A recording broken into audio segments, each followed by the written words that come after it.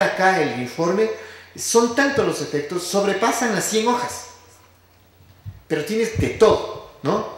Desde temas que ya se han narrado aquí, que son con toda base militar, el tema del maltrato, el abuso a las adolescentes, a las jóvenes, a las mujeres, a los hombres en las comunidades, a los niños, el tema terrible del maltrato laboral, por ejemplo, a ciertos ecuatorianos para limpieza, pero sobre todo lo que determinó, lo que más peso tuvo fue el hecho de que hubo tareas colaterales que se fueron descubriendo en el camino, y que fue el tema del bombardeo de nuestros barcos de migrantes, de pescadores sencillos, más de 50 barcos hundidos, ¿sí? Y el tema que fue el desate de todo esto, que fue el tema de las otras operaciones con oficiales colombianos y para el tema del Irak.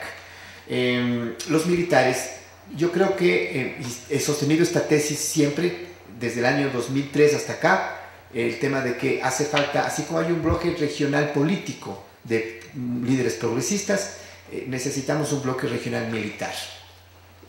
Sin los militares va a ser imposible sostener estos cambios y consolidar los cambios que han empezado. Caso contrario, vamos a tener golpes estilo Honduras como una manufactura para el resto de la región.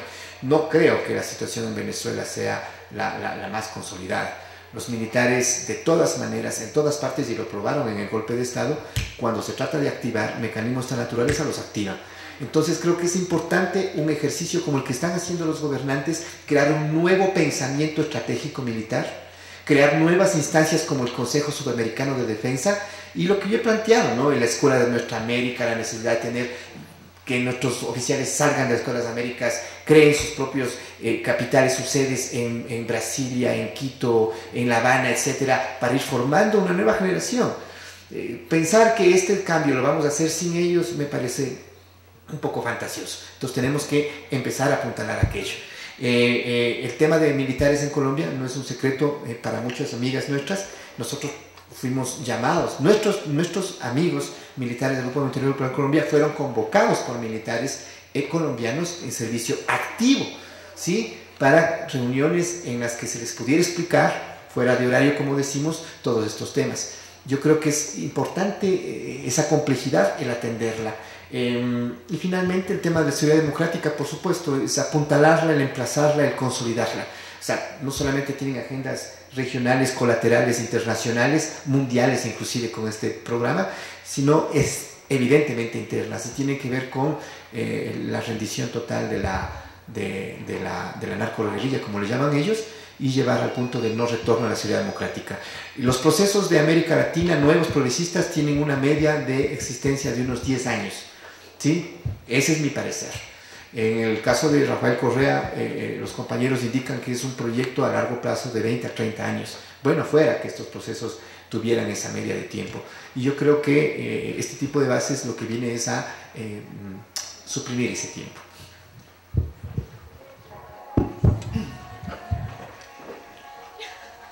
Bueno, voy a tratar de sintetizar brevemente dos de las preguntas. Lo que tiene que ver con el paramilitarismo que se había planteado, la pregunta en torno a Frank Kickerlammer y el papel de la religión. Yo decía en mi exposición justamente que el modelo de Felipe Calderón en México es el modelo de la Colombia de Álvaro Uribe. Solo que en México estaríamos entrando en una fase de colombianización en donde el nivel de la violencia adquiere los rasgos que adquirió aquí en los años 90 o en los años 80, continuó en los 90, pero ya en México tuvimos una primera fase de paramilitarización del Estado en la guerra sucia de los años 70, es decir, hubo la matanza de Tlatelolco, pero luego de la matanza de Tlatelolco surge una generación de guerrillas en México y viene de 1970 al 76, hay una guerra sucia que, al igual que ocurría en el Cono Sur, en México también había vuelos de la muerte que tiraban gente que había sido detenida y la tiraban al mar, hubo desaparecidos, en fin, y actuaban grupos paramilitares. Fíjense, el actual proceso de paramilitarización de México, esta nueva fase, se entronca justamente con aquellos guerreros sucios de los años 70 que estaban nucleados a partir de la Dirección Federal de Seguridad, que era la policía política del régimen del PRI en los años 70. Cuando la Dirección Federal de Seguridad, claro, junto con el ejército, exterminaron a los núcleos de la guerrilla y también entraron en poblaciones indígenas y campesinas, cuando se quedaron sin trabajo, es decir, cuando terminaron esa tarea, esos guerreros sucios de la Dirección Federal de Seguridad y muchos mandos militares, algunos coroneles que fueron ascendidos a generales, pasaron a una nueva etapa. Y es que, como se conoce la matanza del río Tula. Yo ya estaba en México, eso ocurrió en el año 77. ¿Y saben a qué invoca la matanza del río Tula? Esos guerreros sucios de la policía política mataron a un grupo de colombianos y lo tiraron al Gran Canal ahí en la Ciudad de México para quedarse con el mercado de la droga. Y a partir de ahí, mandos policiales, mandos militares son los que dan inicio a la nueva generación de cárteles de la economía criminal en México. Esos guerreros sucios han seguido algunos en mandos policiales, otros en mandos militares, y hoy están siendo refuncionalizados por el Estado, por el gobierno de Calderón, para una nueva guerra sucia que no está dirigido contra los cárteles de la economía criminal. Porque es mentira que en México hay una guerra de Felipe Calderón contra los delincuentes que asolan al Estado bueno. Esta, en todo caso, es una guerra de malos contra malos que luchan por el control del mercado y las rutas de la ilegalidad. Quien puso a Calderón ahí, lo que está tratando de hacer Calderón y sus patrocinadores, es justamente tener el control de un negocio criminal que necesita lavarse, como ustedes bien saben, en el caso colombiano, en la economía formal, en la economía legal. Es la lucha por el control de un negocio que genera, como aquí, millones y millones de dólares al año.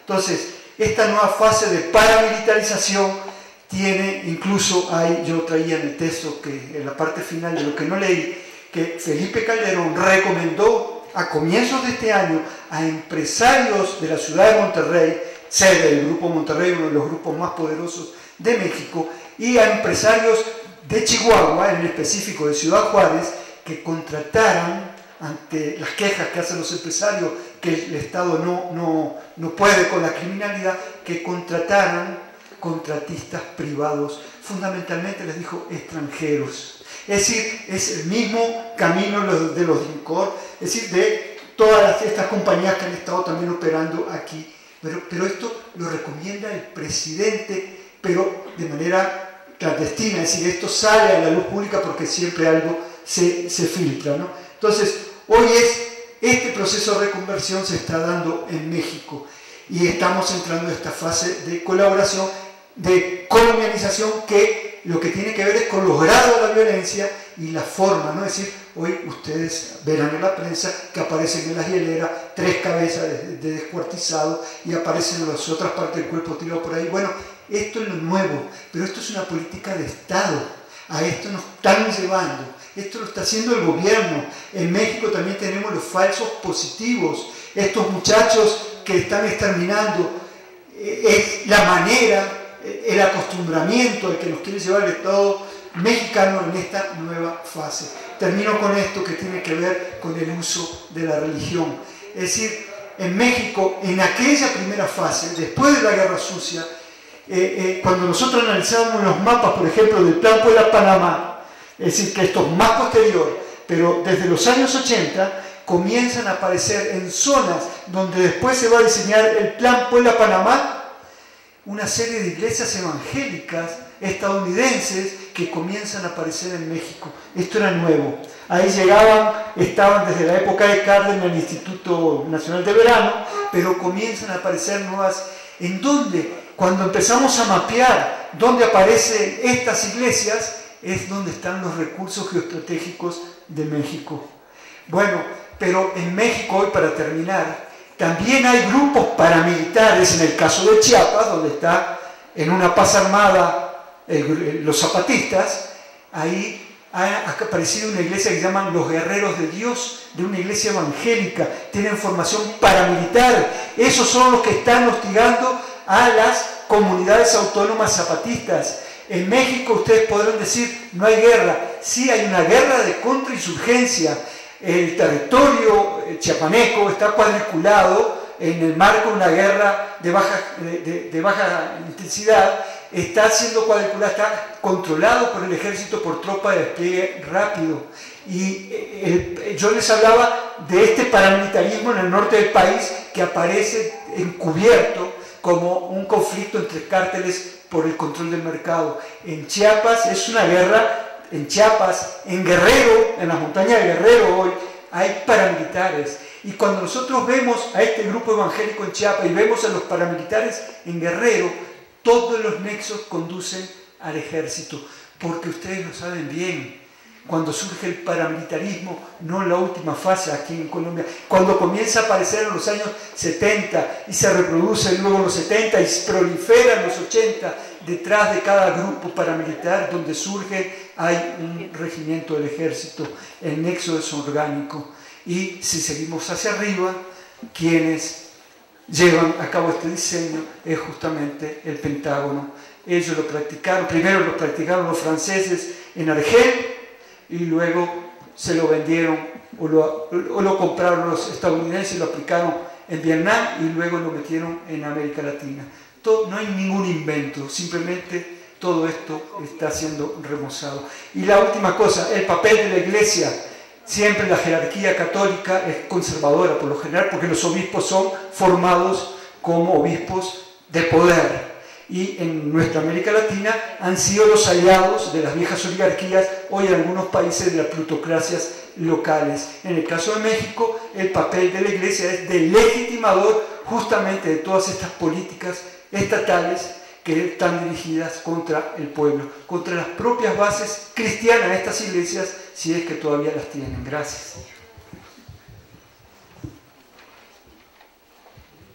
Yo simplemente quería añadir 2 o 3 elementos. Me parece muy interesante lo que Carlos está diciendo en este momento. Miren, en el año 1962, el general Charbonneau del Departamento de Estado norteamericano le envió una carta a su homólogo colombiano, en aquel momento ministro de Guerra.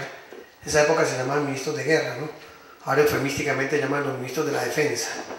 Y prontamente serán de la convivencia y después de la ternura, porque me estoy anticipando algunos trillizos y cosas por ahí que andan por ahí haciendo cosas en este país. Le envió una carta en la cual le decía textualmente, hay que desarrollar acciones de sabotaje, decía exactamente, perpetradas por grupos paramilitares, para que con actos terroristas controlen el auge creciente de la ideología comunista en Colombia. Documento oficial de los Estados Unidos, 1962. No me vayan a macartizar por lo que voy a decir. Las Fuerzas Armadas Revolucionarias de Colombia se crearon en el 64. El paramilitarismo no se lo inventaron ayer. Ese estaba textualmente ahí. Si alguien lo duda, casilla 357 en los archivos secretos de la Biblioteca Kennedy. Lo publiqué por ahí en un periódico Le Monde Diplomatique hace algunos años, donde está allí precisamente eso. Hay que mirar en el tiempo, hay que mirar en el tiempo todas estas cosas. Mientras que en Chile estaban inventando los modelos económicos y los pactos y modelos y acuerdos económicos y la normatividad para la explotación de los recursos minerales, en Colombia estaba montando el paramilitarismo. Y ya había pasado por los territorios brasileños. Y entonces cuando terminan allá, ahora van para México porque necesitan recomponer la propiedad del suelo de los territorios estratégicos. Aquí ya no lo necesitan más. Aquí ya mataron a todos los que tienen que matar. Ya unificaron la propiedad del suelo en todo el Magdalena del Medio, en el sur de Bolívar, en Montería, en el Cauca, en donde ustedes quieran. Está totalmente controlado. Y están focalizando solamente en algunos territorios. Y mientras que aquí en Colombia se lavaban los dólares, se secaban por fuera en los últimos 10 años. Ahora hay que secar dólares en Colombia. Y por eso van a comenzar a aparecer las caletas nuevamente de aquí. Y ahora van a hacer caletas de euros. Antes se secaban en Argentina, se secaban en Chile. La vía Dutra del Brasil, ¿con qué se hizo? Con dólares lavados del narcotráfico colombiano. ¿Con qué se hizo la doble calzada panamericana? El desarrollo que ha tenido Guayaquil y todo eso en el Ecuador. ¿Con qué se hicieron las carreteras?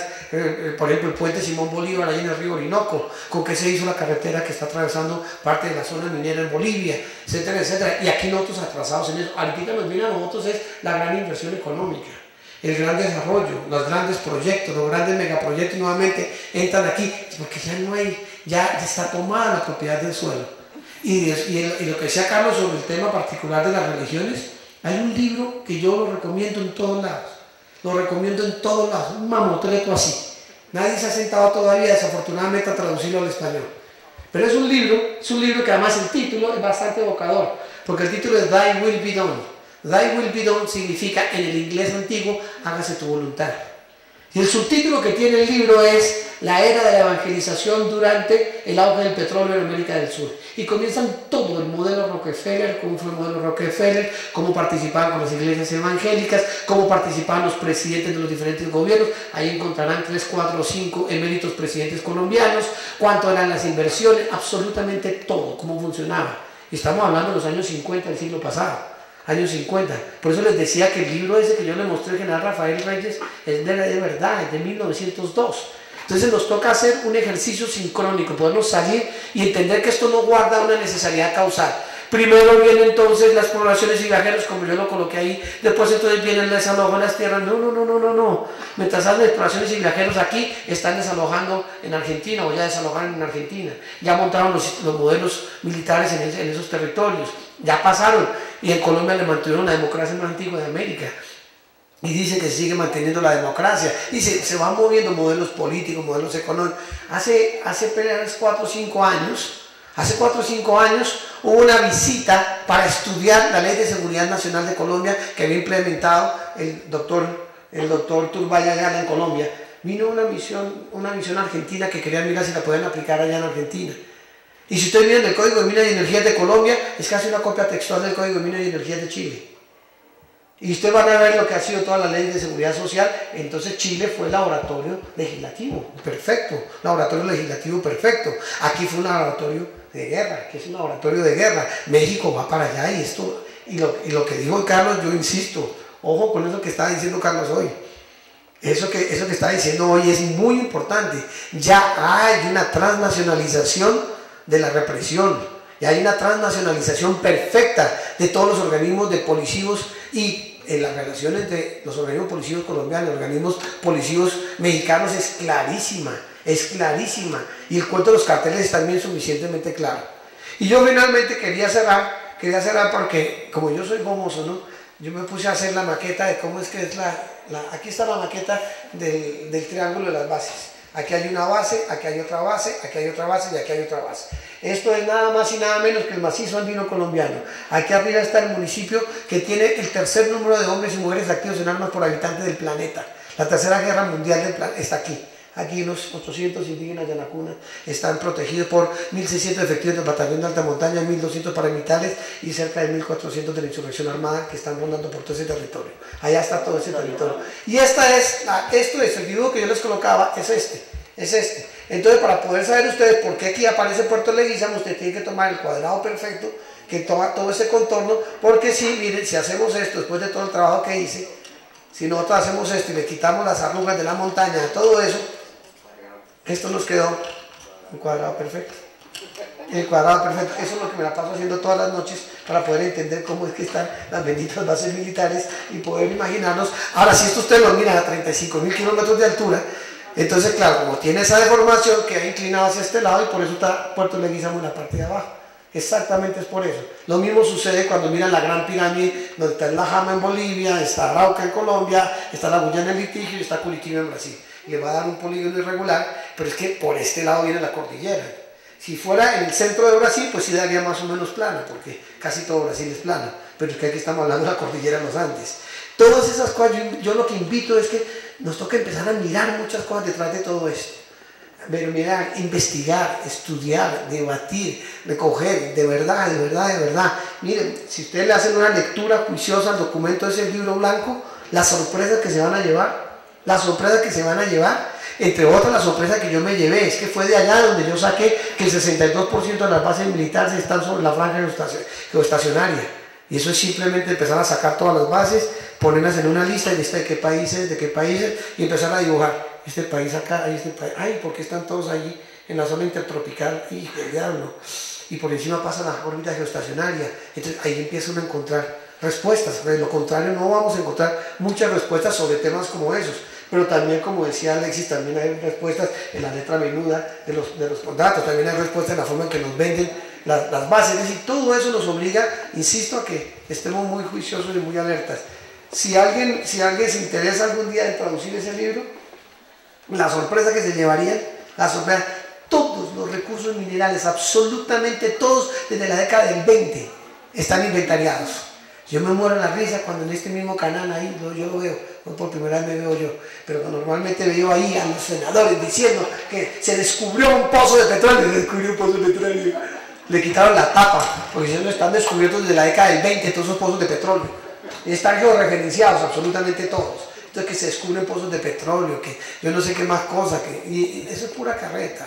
Pues nos toca sentarnos, que ese es el otro punto que es fundamental en esto.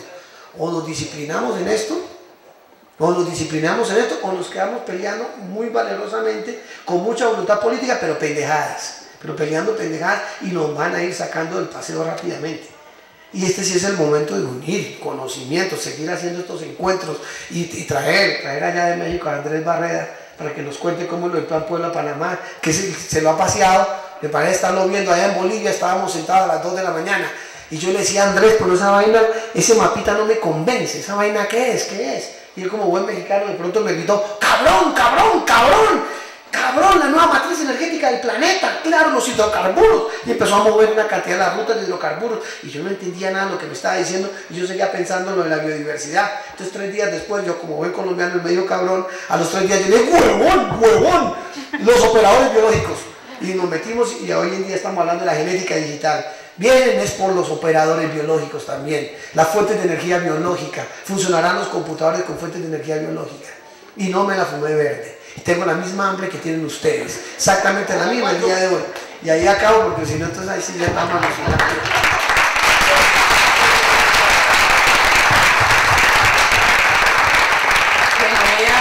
Alguien me mandó un papelito que dijo, usted dijo que no iba a ir hasta las 5, pero nos hizo trampa porque ahora no nos dio la hora de receso y vamos hasta las 5 de todas formas.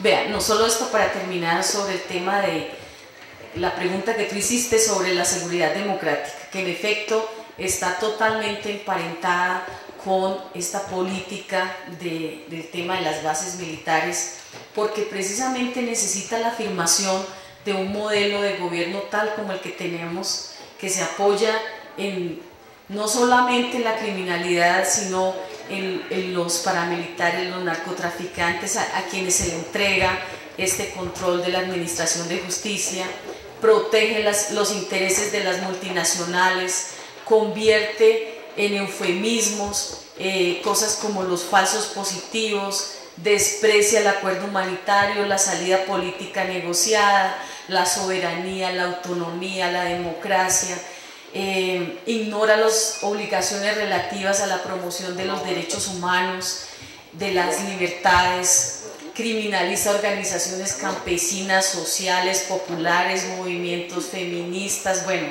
todo el espectro posible.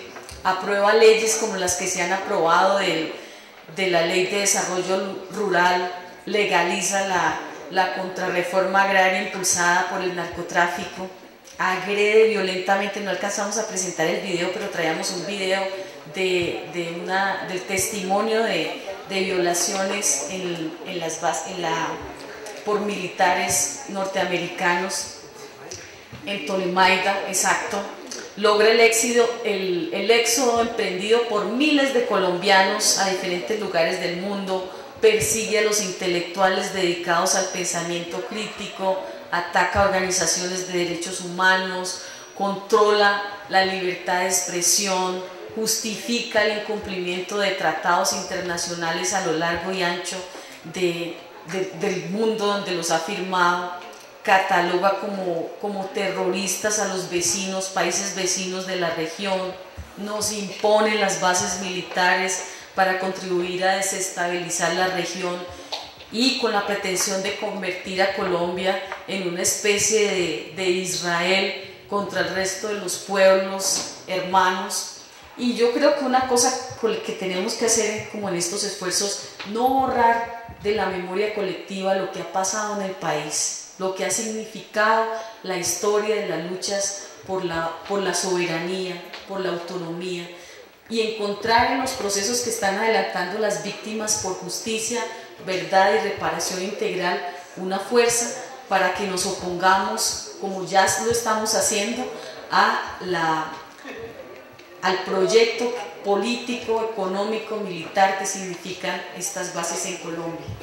Queremos entonces, como esta no es la última vez que nos vamos a ver, queremos cerrar ahora dándole las gracias por el esfuerzo que hicieron de mantenerse hasta esta avanzada hora de la tarde, darle gracias al equipo de Justicia y Vida que en su gran mayoría sacó adelante el esfuerzo de esta conferencia internacional. Darle las gracias a los convocantes que nos acompañaron en la tarea de divulgar. Queremos agradecerles también a los que están haciendo la grabación, que han tenido paciencia también, y aquí en la cabina tenemos vamos a darle el aplauso, un colaborador excelente. Queremos agradecer también, mira, la policía nos ha colaborado hoy muchísimo, entonces queremos darle también las gracias a ellos por el esfuerzo que hicieron. Y un aplauso a nuestros invitados internacionales.